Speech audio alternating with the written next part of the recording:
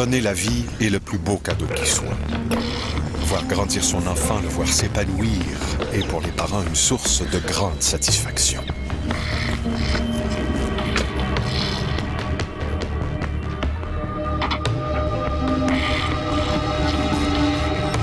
Que faire lorsque le rêve du poupon adoré se transforme en cauchemar? Que faire lorsque le mal semble avoir pris possession de l'enfant?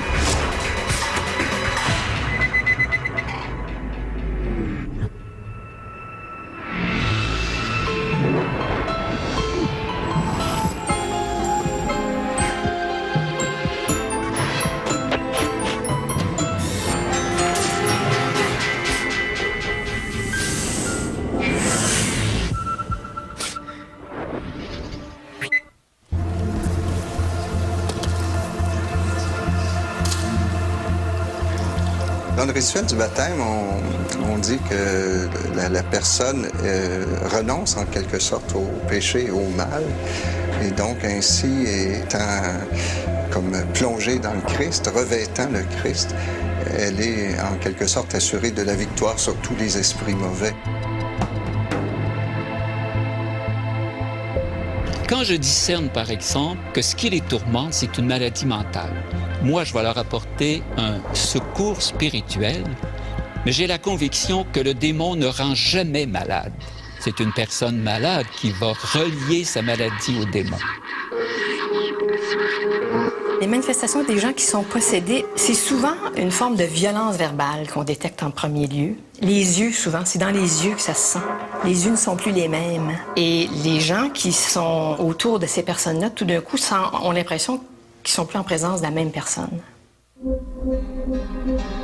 L'histoire vécue par les membres de la famille Laprate-Roy est troublante. Pourtant, rien ne laissait présager un tel destin pour cette petite famille, semblable à tant d'autres. Au moment où je suis tombée enceinte de Marie-Claude, Éric et moi, on était nouvellement mariés, déjà un jeune couple amoureux, avec un enfant. J'avais un fils d'1 an, Cédric. L'accouchement de Marie-Claude a été difficile parce que ça a été long, ça a été douloureux. Les médecins ont été obligés de la sortir in extremis. Et là, Marie-Claude respirait pas bien, elle avait des sécrétions, le nez obstrué, donc ils ont été obligés de dégager les voies respiratoires. Dès les premières heures de vie de Marie-Claude, Annick ressent une impression étrange. En présence de sa fille, Annick se sent soudainement tenaillée par une angoisse, une peur qu'elle n'arrive pas à s'expliquer. J'étais seule avec elle, puis un beau moment intime avec son bébé. Puis à un moment donné, je l'ai sentie se réveiller, donc elle commençait à se bouger. Puis elle avait encore les yeux fermés, mais là, je me suis mis à avoir peur. Et je sais pas pourquoi. J'avais le cœur qui battait rapidement. Et là, je me disais, ben voyons. Puis là, elle a ouvert les yeux, et quand elle a ouvert les yeux, c'est un regard froid et dur, une pupille très, très, très dilatée.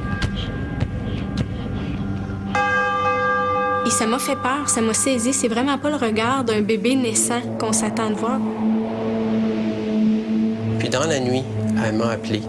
Puis elle venait de demander qu'on y retire Marie-Claude parce qu'elle a dit qu'elle n'avait pas aimé ce qu'elle avait vécu avec elle. Elle avait l'impression qu'il y avait quelque chose avec Marie-Claude. Puis elle avait eu peur. Et là, j'ai tenté de me raisonner en disant, ben voyons, ça n'a pas de sens, c'est un bébé naissant. Là, fait que je me suis mis à chanter, à la cajoler, mais mon cœur battait de plus en plus vite et là, je suis devenue inconfortable. Donc, j'ai appelé l'infirmière pour qu'elle vienne chercher Marie-Claude pour le temps que je me ressaisisse un peu. Au départ, avec Marie-Claude, elle était beaucoup malade. Bon, il y avait souvent à pleurer beaucoup, puis elle dormait pas bien. Puis elle nous pétait des crises assez hors de l'ordinaire, que je dirais. Le problème avec ça, c'est que ça pouvait être spontané. C'est là où moi, ça venait me chercher. Je dis, ben pourquoi, là, ça allait bien, là, quelques minutes, puis là, tout d'un coup, elle passait comme à une autre personne. Il Il existe des phénomènes qu'on appelle les cas de possession, où des entités, ou enfin des âmes, cohabitent de façon très intense avec une personne humaine. Et ces phénomènes-là se produisent pour toutes sortes de raisons. Le premier étant un très grand déséquilibre énergétique, souvent aussi psychologique, jusqu'à un certain point chez la personne qui est possédée, si on peut utiliser ce terme-là.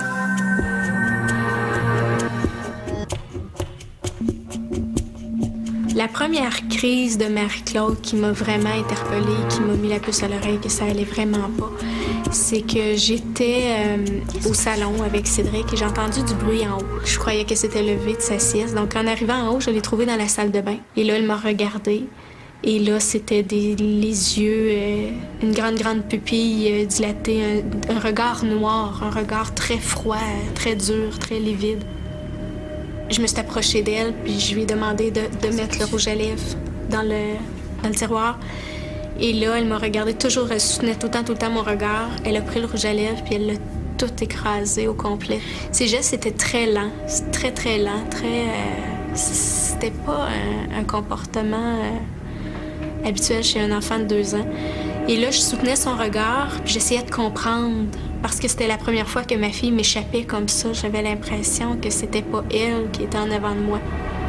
Il y avait à peu près 10 rouges à lèvres par terre, là, fait que j'en ai donné un autre et elle a refait la même chose. Elle les a tous écrasés, toujours en me regardant dans les yeux. Et elle a fait ça jusqu'au dernier rouge à lèvres. J'aimais pas ce qui se passait là. J'avais aucune idée de ce que c'était. Mais là, je sentais que c'était plus juste un trouble de comportement. Là, il y avait quelque chose qui m'échappait. C'était plus ma fille qui était là. Annick Laprate devenait de son propre aveu obsédée par le comportement de sa fille. Elle guettait chaque petit signe et appréhendait à chaque fois la crise. Lorsque Marie-Claude a commencé à faire des crises, on s'est beaucoup questionné sur la nature de ces crises-là. Parce que Marie-Claude, dans un premier temps, était déjà hyperactive, ça on le savait.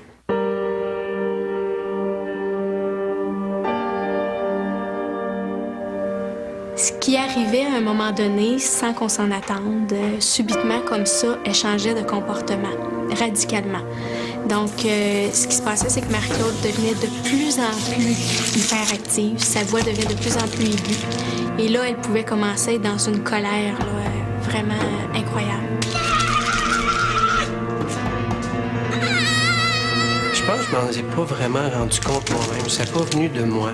C'est surtout Annick qui me faisait réfléchir à tout ça, puis voir, regarde, il s'est passé telle chose. Puis moi, j'étais plutôt du genre à essayer de dire, ben non, voyons, ça va se replacer, elle est tout petite, en vieillissant, ça va s'améliorer, ces crises vont s'en aller. J'essayais plutôt tout d'atténuer ça, puis de pas vraiment voir. Ce qui m'inquiétait là-dedans, c'est le fait que lorsque la crise était terminée et qu'elle revenait à elle, Marie-Claude n'avait aucun souvenir de ce qu'elle avait fait. Donc, je soupçonnais un problème psychiatrique ou quelque chose de plus profond, de plus sérieux. Il y a des phénomènes qu'on dit psychotiques parce que ce n'est pas réel, comme des hallucinations qui surviennent chez n'importe qui. Chez les enfants, il faut toujours être très prudent avant de parler de maladie mentale et de psychose. Parce que les enfants ont vraiment une imagination et ça les amène à se créer des mondes parfois très fantaisistes. La différence, c'est quand ils sont capables de revenir dans la réalité. Et dire ça, c'est mon compte, puis par ailleurs, il y a la réalité. C'est les enfants qui restaient trop souvent dans un monde imaginaire qui les éloigne de la réalité, là, ça penche plus vers la maladie à ce moment-là.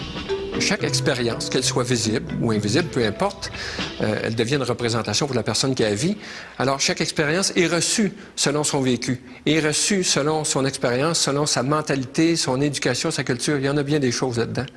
Alors, si c'est reçu dans un récipient déjà perturbé mentalement, je suis pas sûr que ça donne des beaux résultats.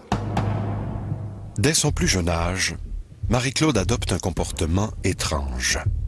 Elle dort très mal et déambule dans la maison, alors que tout le monde est couché, en marmonnant des paroles incompréhensibles. Et lorsqu'elle arrive à s'endormir, Marie-Claude se réveille en plein milieu de la nuit en hurlant à plein poumon. Marie-Claude était différente, en ce sens qu'on voyait que son humeur changeait trop rapidement. À un moment donné, je dis à mon épouse, je dis peut-être que ce serait mieux de consulter parce qu'il y a quelque chose qui ne va pas là. Parce que tu peux pas changer le caractère en 2-3 secondes. Là. Fait que Marie-Claude, c'est ce qu'on s'était aperçu à ce moment-là. Les gens qui sont possédés ont la plupart du temps conscience qu'ils sont possédés. Donc c'est très désagréable et c'est très inconfortable et très difficile à vivre pour ces personnes-là. Et surtout, quand les phénomènes se produisent assez fréquemment, en moins de 2, une parole, un geste peut faire en sorte qu'il y a un revirement de situation et où l'âme qui possède prend la place de l'autre. Et tout d'un coup, a sa propre personnalité et change la donne et l'interaction avec l'environnement et l'entourage. Tu l'as eu, bravo, c'est beau! La première crise auquel Éric a assisté, c'était un beau soir d'été. On avait passé vraiment une belle journée à l'extérieur, tout allait bien, Marc-Claude allait vraiment bien. J'étais en train de faire un casse-tête avec Marc-Claude. On était assis à terre, on avait beaucoup de plaisir, c'était le fun, puis elle riait, je donnais ses morceaux, puis c'était une maniaque de casse-tête. Puis tout d'un coup, pour aucune raison, elle s'est levée, elle m'a regardé. Puis là, à ce moment-là, quand elle m'a regardé, c'était froid comme regard. Je me suis senti en voulant dire, ben voyons, qu'est-ce qu'elle a? Puis tout d'un coup, elle s'est juste élancée, puis j'ai reçu une bonne claque contre la face. J'entends Éric me crier « Annick ». Tu sais, comme « Annick, viens ici, ça presse ». Je suis allée le rejoindre dans le corridor et là, j'ai vu Marc-Claude qui était en petite boule de fœtus. Puis à un moment donné, elle a ouvert les yeux et c'était encore ce même regard-là, froid et vide. Puis elle s'est levée tranquillement. Je me souviens, c'était quasiment comme au ralenti, là, tu sais. Et là, elle s'est mise à regarder partout dans la maison, comme si c'était la première fois qu'elle regardait la maison. Elle semblait pas nous reconnaître, elle semblait pas là, reconnaître les lieux, donc elle observait partout autour d'elle. Ça nous a vraiment cloués sur place. Là, c'était très, très évident que c'était plus notre fille qui était là. À ce moment-là, j'ai eu peur. C'était une peur. C'est venu me chercher en dedans. J'ai pas aimé ça, là. Puis c'est Annick, elle a pris la relève tout de suite à ce moment-là pour aller aider Marc-Claude. Ce que je faisais à ce moment-là, c'est que je l'assoyais sur moi. Et là, je prenais son visage entre mes mains et je la forçais à me regarder. Et je répétais toujours, Marc-Claude, reste avec nous, regarde-moi, tu sais, je t'aime, reste avec maman, reste avec nous. Puis à un moment donné, je sentais ses muscles se détendre. Là, oups, là, elle pouvait se mettre à pleurer, puis elle s'accotait sur moi. C'était passé, c'était terminé. Et là, elle revenait à elle tranquillement. Et souvent, elle pouvait se mettre à pleurer, mais tout doucement. Tu sais, des larmes coulaient, puis là, elle était épuisée. Souvent, elle mettait sa tête sur mon épaule, puis souvent, elle disait « Maman, qu'est-ce qui s'est passé? » Et donc, elle n'avait aucun souvenir de ce qu'elle venait de faire. C'est extrêmement difficile en tant que mère d'assister à ces crises-là, parce que en tant que mère, ce qu'on veut, c'est le bonheur de nos enfants. On veut qu'ils soient heureux, on veut qu'ils soient en santé. Donc, d'assister à ça, d'être impuissant, de juste être là, puis de constater que son enfant nous quitte comme ça, puis qu'il entre dans cette violence-là, dans cette violence physique-là, dans cette violence verbale-là, c'est épouvantable. C'est épouvantable. Malgré les moments difficiles, Annick Laprate apprend une nouvelle qui lui donne une petite lueur d'espoir. Annick est enceinte de son 3e enfant. Il s'agit d'une bonne nouvelle pour le couple, car c'est dans l'amour que lui porte son conjoint Éric qu'Annick puise la force de continuer à se battre pour sa fille Marie-Claude. C'est certain que j'avais quelques appréhensions. J'avais peur de ce premier contact-là visuel. J'avais peur de retrouver les mêmes yeux. Est-ce que Ariane allait avoir les mêmes troubles de comportement que Marc-Claude? Est-ce que c'était génétique? Est-ce que j'allais avoir un autre enfant qui aurait besoin d'un suivi psychiatrique? J'avais quelques appréhensions, mais en même temps, c'était assez contradictoire comme émotion. La joie d'attendre un nouvel enfant est vite assombrie par les crises de Marie-Claude qui perdurent et qui s'intensifient.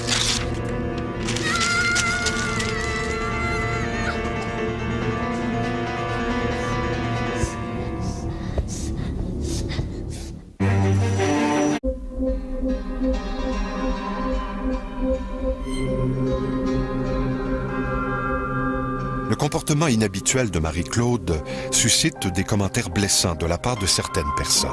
Néanmoins, Annick reste forte et continue de se battre pour sa fille.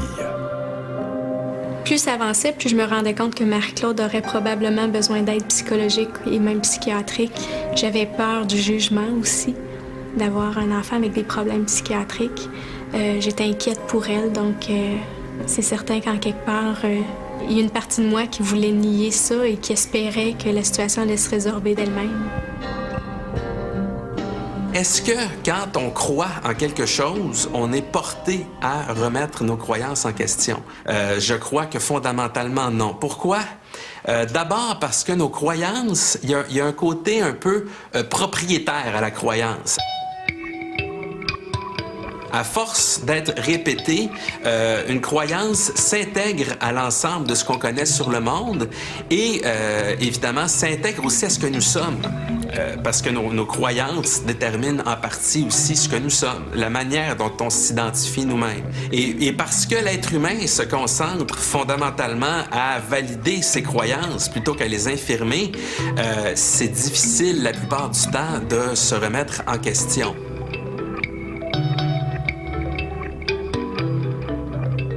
Ça fait 20 ans que je rencontre des gens en tant que médium.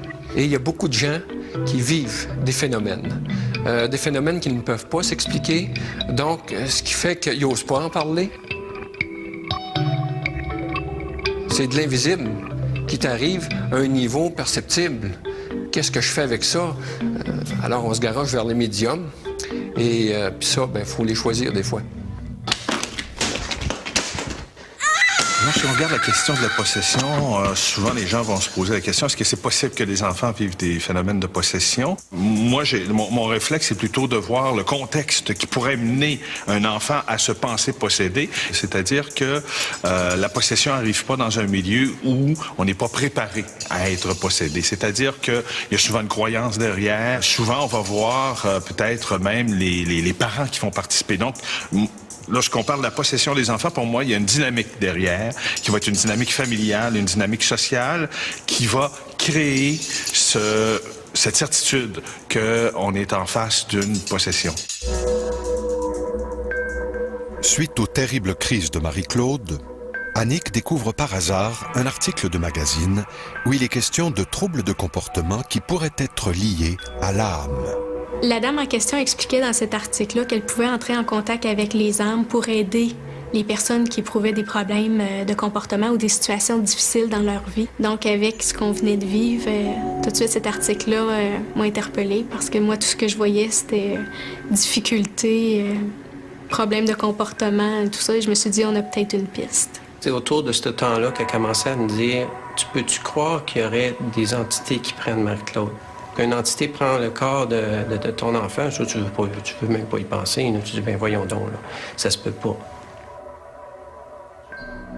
Je trouve effectivement que les gens croient un peu trop rapidement, étant donné le vaste étalage sur Internet, dans tous les médias, sur le sujet. Par contre, moi, ce que je préfère, c'est les gens qui ont un bon sens critique et puis qui doutent, finalement.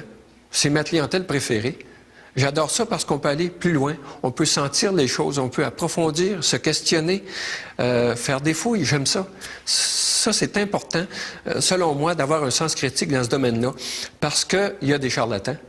Et puis, comment le savoir si c'est des charlatans? À un moment donné, on est venu à Montréal rencontrer une personne qui était libérateur énergétiquement, était capable de rentrer en contact avec les entités qui pouvaient prendre le corps d'une personne. Il pouvait nous aider. Il a expliqué qu'il y avait 2 personnes qui prenaient son corps. Mais là, on a demandé, bon, on fait quoi? Puis il a dit, je peux vous aider, mais il nous chargeait, je pense, autour de ça, 4 000 $ qu'il voulait nous charger pour ça. Que moi, qui pas très, à ce moment-là, pas très spirituel et pas encore assez ouvert à ça pour dire, je vais mettre 4 000 $ dans les mains de quelqu'un, puis qui va faire disparaître ça comme ça. Pas trop sûr. J'aimais pas trop ça. Pendant qu'il grandit, l'enfant traverse différentes étapes de son développement et subit des poussées de croissance qui influencent son humeur, son imaginaire.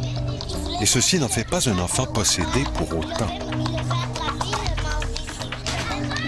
Est-ce que la grossesse d'Annick ne cachait pas, au fond, une sensibilité à fleur de peau? Une sensibilité qu'elle avait tendance à projeter sur Marie-Claude et qui entraînait le comportement négatif de la petite fille. Lorsqu'on regarde la question de la possession des enfants, on s'aperçoit qu'il y a plein de facteurs qui pourraient influencer l'émergence d'un phénomène comme celui-là. Par exemple, plus on est jeune, plus on est près aussi d'une phase où, par exemple, les enfants vont avoir un ami imaginaire. Il y a des croyances aussi qui pourraient amener à penser que ce que voit l'enfant est un démon ou un esprit. Là, il faut faire attention parce que on va influencer, donc on va déjà projeter sur l'enfant des valeurs qu'il va bien sûr véhiculer et peut-être même lui-même projeter à l'intérieur de ce phénomène-là, qui est un phénomène qui va l'aider à structurer son identité, mais qui va être influencé par un contexte, cette fois-ci, religieux. Comment décrire les gens qui viennent et demandent à l'Église de procéder à un exorcisme? Eh bien, je dirais que le premier trait, c'est sans doute des personnes très malheureuses. Des personnes qui ont peut-être essayé toutes sortes de choses pour se libérer de ce qu'elles ressentent comme une possession d'esprits mauvais, d'esprits maléfiques. Des personnes qui sont certainement désorientées à certains égards. Donc des personnes qui souffrent beaucoup et qui cherchent à s'en sortir.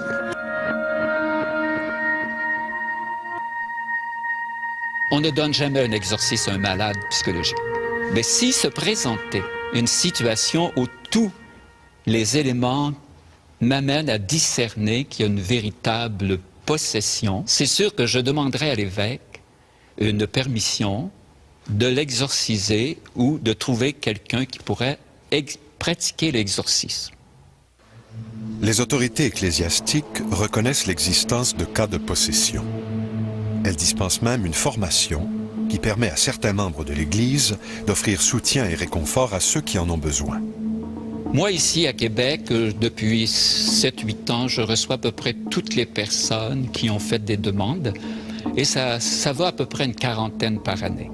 Ça prend toujours une permission de l'évêque du lieu et une permission pour chaque situation précise quand il s'agit d'un exorcisme véritable. Mais c'est rare, hein? Parce que les personnes qui auraient besoin d'exorcisme, on ne les voit pas. Je t'exorcise, créature du sel, par le Dieu vivant. Le rituel romain d'exorcisme se fait par un prêtre qui récite des prières très précises. Les personnes se croient possédées.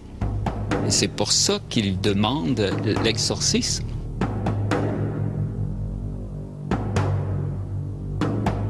Alors, moi, le discernement que j'ai à faire, c'est d'essayer de saisir par quoi la personne exactement elle est tourmentée.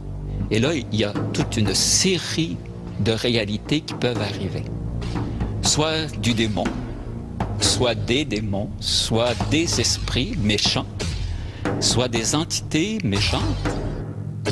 Je vais apporter un secours à la personne, je vais l'écouter, je vais l'inviter à faire référence à Dieu qui l'habite.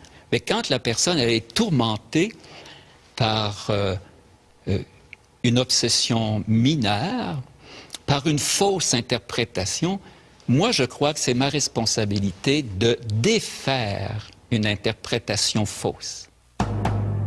Face aux crises de Marie-Claude qui s'intensifient, Annick Laprate vit des heures difficiles. Sa santé physique et psychologique s'en ressent. Épuisée, au bout du rouleau, Annick n'a finalement que très peu de ressources pour l'aider à traverser ces épreuves. Marie-Claude a fait une crise à un moment donné qui était une crise différente des autres. J'étais en bas, la cuisine, et là, j'entends une espèce de fouillis en haut. Et quand j'ai ouvert la chambre était dans un fouillis total. Et là, Marie-Claude me regarde et elle était très calme et c'était elle-même. Elle n'avait pas changé de personnalité. Puis elle me dit « Maman, c'est pas moi. » Puis elle me dit « C'est Axime. » Puis là, je dis « Axime? C'est qui Axime? » Puis là, elle me pointe vers le garde-robe et elle me dit « C'est lui. » Évidemment, moi, je vois personne. Elle dit « C'est mon ami. » Elle me dit « Mais il est pas gentil. » Elle dit « Pas gentil, Axime. » Elle dit « Lui, il est pas gentil, mais son ami est gentil. » Que je bonne le deux en plus. Pour moi, ça a été un moment de joie. Parce que pour la première fois, Marc-Claude voyait soit des amis imaginaires, à l'époque, je pensais que c'était des amis imaginaires, ou peut-être des âmes errantes, mais au moins, il n'avait pas pris son corps. Il n'avait pas atteint sa personnalité. Qui est ce mystérieux Axime? Une entité venue tourmenter Marie-Claude? Ou plus simplement, un ami imaginaire? La réponse à cette question, Annick l'obtiendra lors d'un événement encore plus troublant. Puis un après-midi, Marc-Claude dessinait au salon, puis elle jasait avec quelqu'un. Donc, je suis allée m'asseoir à côté d'elle. Puis là, et je lui ai demandé avec qui elle parlait. Je me demandais avec qui elle discutait. Et là, elle me dit « En papa Ilio ». Et mon grand-père s'appelle, on l'appelait affectueusement le grand-papa Silvio. Et mon grand-père est décédé plusieurs années avant la naissance de Marc-Claude. Puis on n'avait pas comme tel de photos de lui dans la maison, là, à part dans les albums, là, mais c'était pas... donc elle pouvait pas connaître mon grand-père. Donc pour nous, ça a été un moment magique parce que pour nous, c'était la preuve que Marc-Claude avait la capacité de voir les âmes. Et pour nous, ça a été... pour la première fois, je lui ai pas dit de les faire partir. Je la savais en de bonnes mains avec grand-papa. Cet événement fut pour Annick une révélation. À partir de ce moment, elle décide de concentrer tous ses efforts à la recherche de l'âme de sa fille.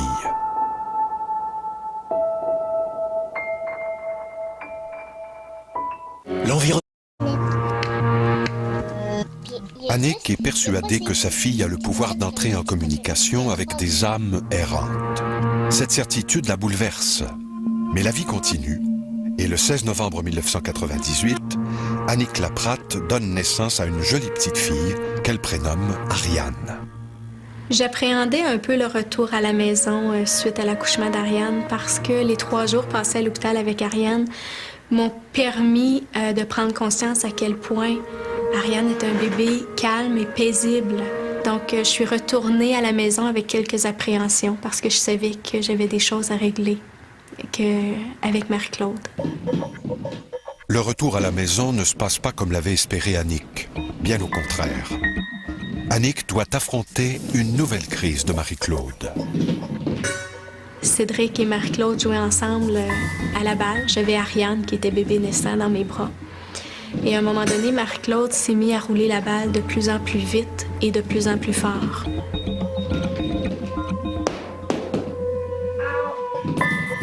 Fait que je disais à Marie-Claude de se calmer, de ralentir. Et là, je lui montrais comment rouler la balle doucement, mais il était trop tard. La crise était enclenchée.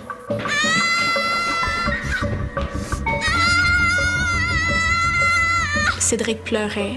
Marie-Claude criait. Ariane pleurait évidemment à cause de ces cris-là, donc j'ai été obligée de laisser Ariane par terre, puis de prendre Marie-Claude et maîtriser Marie-Claude pour pouvoir protéger mon fils et ramener Marie-Claude avec nous. Évidemment, c'est extrêmement difficile pour les parents de vivre une telle situation.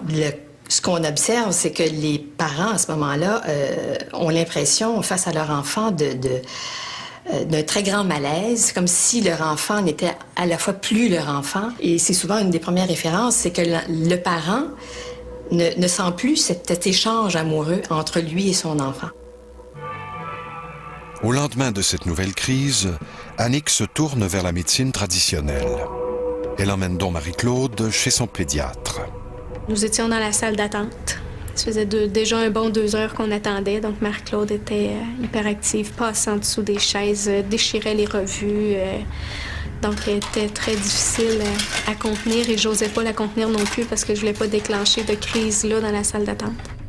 Dès les premières minutes, le médecin m'a tout de suite dit que Marie-Claude était hyperactive et qu'elle aurait besoin d'un suivi pour hyperactivité. Donc, j'essayais de lui expliquer les crises qu'elle faisait, mais plus j'essayais de m'expliquer, et là, Marie-Claude faisait beaucoup de bruit, il déchirait le papier sur la table, sautait, tout ça. Et à un moment donné, il a pris sa main et il a mis la main sur Marie-Claude. On va dire, tu arrêtes maintenant de bouger. Et là, c'est terminé. Donc là, c'était l'autre personnalité qui a pris la relève. Et tout de suite, moi, je l'ai pris dans mes bras. Puis à un moment donné, ça s'est calmé, les soubresauts ont arrêté. Et elle s'est couchée sur moi. Puis elle s'est endormie sur moi. Quand j'ai levé la tête, le médecin nous regardait, il était complètement... il était sous le choc. Et c'est là qu'il m'a annoncé qu'on venait d'assister à une dépersonnalisation.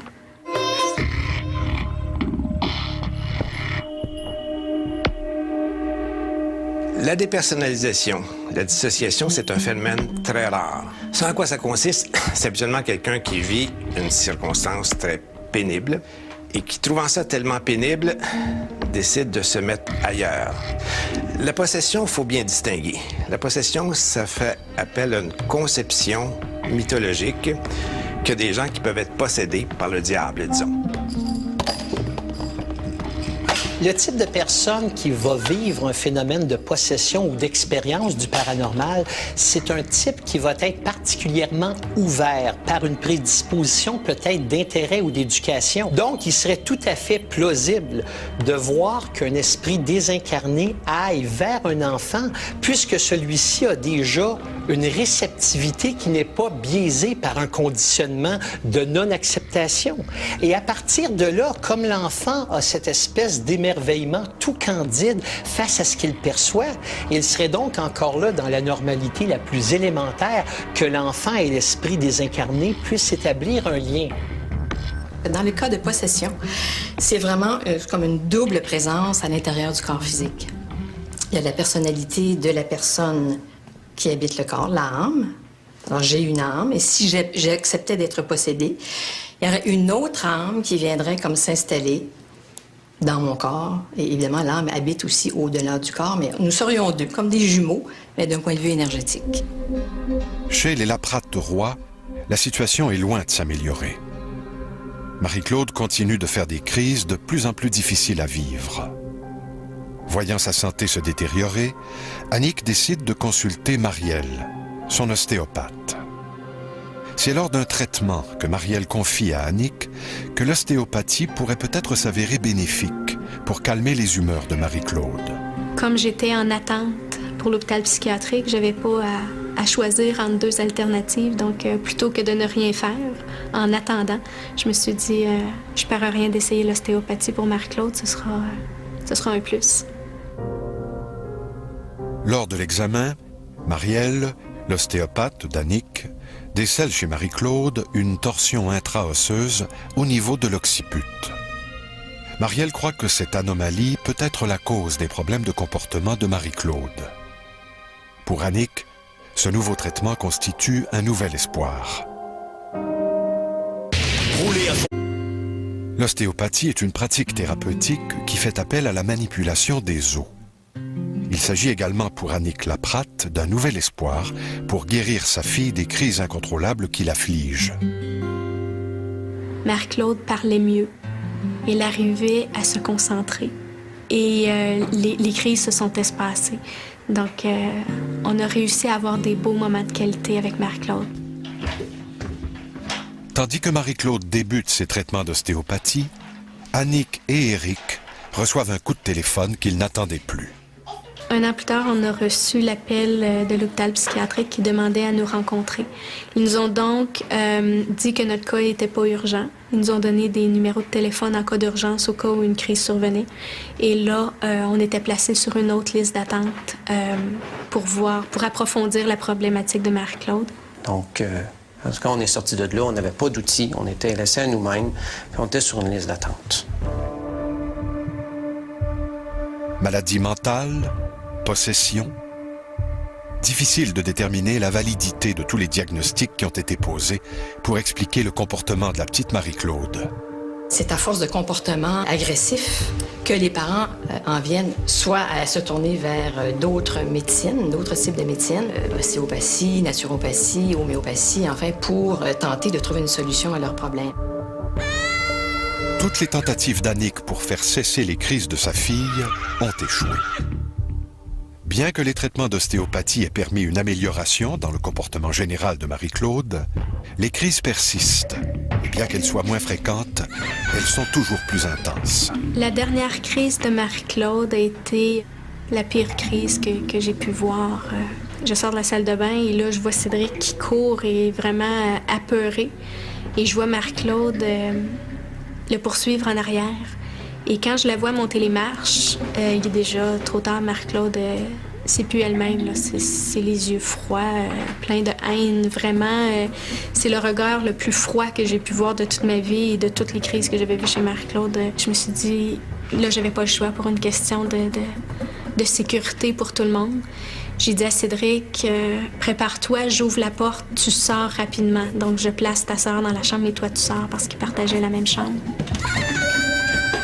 Et là, Marie-Claude était toujours dans un état d'hystérie, donc elle criait, elle frappait les murs, elle essayait d'ouvrir la porte et même moi, j'avais de la difficulté à tenir la porte dans mes mains. Donc, j'ai fait un nœud à la poignée de porte de Marie-Claude que j'ai attaché à la rampe qui était derrière moi, la rampe de bois derrière moi. Et j'ai attaché ça bien solide, donc Marie-Claude tirait sur la porte. À un moment donné, elle a arrêté et là, je crois qu'elle se lançait sur les murs parce que c'est ce qu'on entendait. Donc on entendait les coups là, qu'elle se lançait sur les murs.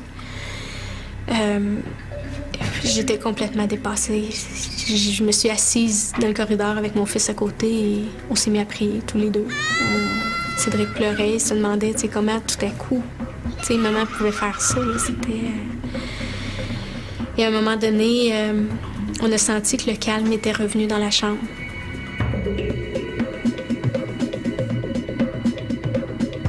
Et quand j'ai ouvert la porte, Marie-Claude ne dormait pas. Je m'attendais à ce qu'elle dorme, mais elle était assise. Et il y avait du sang par terre, il y avait du sang sur les murs. Elle s'est retournée, elle m'a regardée et c'était un regard absent. Et elle s'est mise à rire et à rire aux éclats. Puis elle saignait du nez, donc elle a pris du sang sur son nez. Puis elle s'est mise à faire un dessin sur le mur. J'ai été tellement sous le choc de voir cette scène-là que j'en ai été malade. J'ai carrément vomi sur place.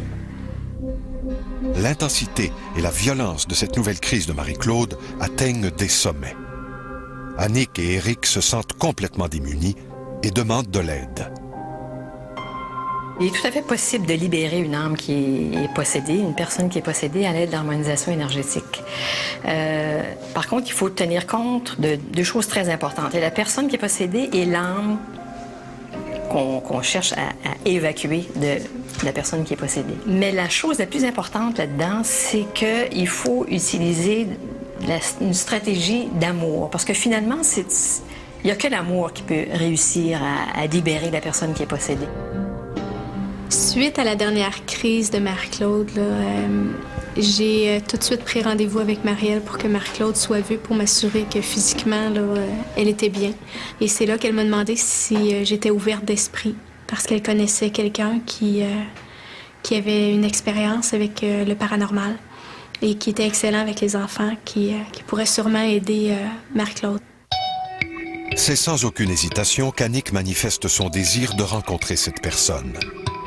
Il s'agit de Michael, un homme habitué à faire face et à soulager la détresse psychologique des autres. On l'a rencontré une première fois, donc Marie-Claude et moi, avec Michael. Suite à cette première rencontre-là, Michael m'a dit que Marie-Claude avait des entités dans son champ vibratoire.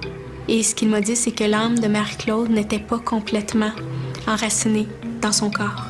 Donc, que son âme voyageait et qu'elle avait des entités dans ses corps d'énergie. Ce qui veut dire que quand son âme quittait, ça laissait le champ libre pour les âmes errantes et que les âmes errantes passaient leur influence à travers elle. Après ça, il a expliqué qu'il dit, regarde, ce qu'on va faire, il dit, on va faire sortir les entités du corps de Marie-Claude et on va ancrer son âme pour qu'elle reste dans son corps. Il dit, quand son âme va être dans son corps, comme la plupart du monde en général, leur âme est solide en dedans d'eux, les entités ne peuvent plus rentrer. Mais il dit qu'il va falloir passer par ce qu'il appelle un exorcisme. C'est un mot qui fait peur, mais c'était plus une libération, enlever les entités de son corps. les parents de Marie-Claude se font dire qu'une fois de retour à la maison, ils devront prier afin que l'âme de Marie-Claude accepte de réintégrer son corps physique. Le jour de la libération, Marc-Claude et moi, on s'est rendus au bureau de Michael et il a premièrement tenté de bien enraciner Marc-Claude. Par la suite, il a fait la prière de la lumière. Et c'est à ce moment-là que Marc-Claude a commencé à s'agiter. Puis elle a tenté d'ouvrir la fenêtre. Elle voulait sortir. Je me suis donc levée pour pouvoir prendre Marc-Claude dans mes bras et Michael m'a fait signe non.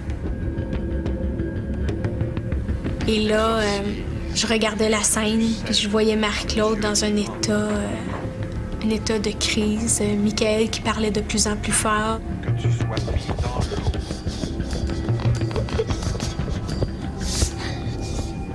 Je trouvais ça difficile de regarder ça. Ça ressemblait à une scène de film, et pour moi, c'était irréel. Pour moi, ça se pouvait pas. C'était difficile pour moi d'absorber tout ça. Et ça devenait toujours de plus en plus intense. L'énergie était palpable dans la pièce. Et à un moment donné, je l'ai senti exprimer haut et fort, commander aux entités de quitter maintenant, de quitter les corps de Marc-Claude. Il l'a répété à plusieurs reprises. Et à un moment donné, j'étais sur la chaise et j'ai senti comme si on me donnait un coup de poing dans le ventre. Donc, j'ai eu de la difficulté à respirer et j'ai senti mon corps comme s'il était paralysé. J'ai senti comme une présence passer au travers. Et là, j'avais de la difficulté à respirer. Et là, je regardais Michael et Michael était vraiment face à moi. Et là, il a commandé aux entités de quitter. Et ça a pris une seconde et là, c'est parti. Quand j'ai ouvert les yeux, quand je suis revenue un petit peu à moi, j'ai vu Marc-Claude, elle était couchée sur la table de traitement. Michael était au-dessus d'elle, puis il faisait des mouvements avec ses mains. Et là, j'ai vu Marc-Claude, les yeux fermés, elle dormait, là, mais paisible, mais paisible. Elle avait les joues rouges, elle avait les cheveux tout trempés, elle était toute mouillée. Mais elle avait l'air d'un ange. Vraiment, un ange au repos. Elle était belle, mais détendue comme je l'avais jamais vue. Et c'est là que Michael m'a dit « Voici ta fille ».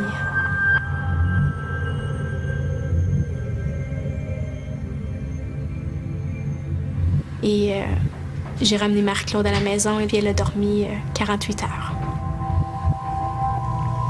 Pour moi, de savoir si elle est guérie ou pas, écoute, elle a dormi 48 heures, ça veut dire quoi? Ça veut dire rien pour moi.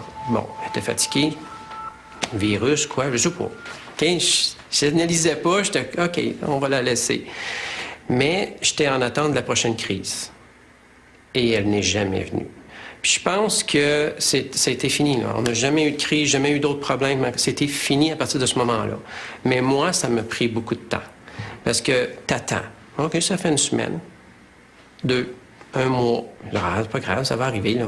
Ça se peut pas que ce soit parti. Puis ça m'a pris plusieurs mois. À un moment donné, je pense que je me suis réveillé. À un moment donné, je disais, elle n'en a plus, là. Elle n'a plus de crise, là. C'est fini, là. Après que Marie-Claude a été libérée de l'autre âme qui l'occupait, c'est devenu une petite fille, je dirais, plus que normale, très intelligente, qui a des dons de peinture, qui est super gentille, super affectueuse, puis il n'y a jamais eu d'autre chose, là. Son caractère ne change pas du jour au lendemain ou d'une minute à l'autre, là. Même si son petit frère est après, des fois, elle est patiente, ce qu'elle n'était pas avant.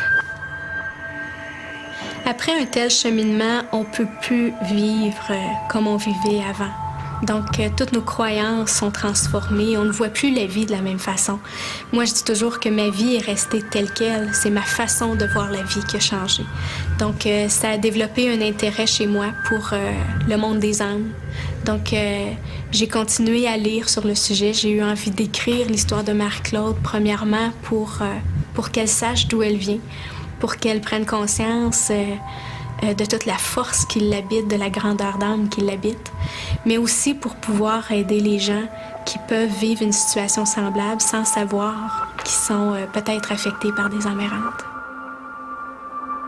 Ce n'est déjà pas facile d'être parent, ça l'est encore moins lorsque l'enfant présente des comportements étranges et surtout lorsque le système médical ne fournit ni explication cohérente, ni support adéquat. Il faut alors se débrouiller seul face au mystère.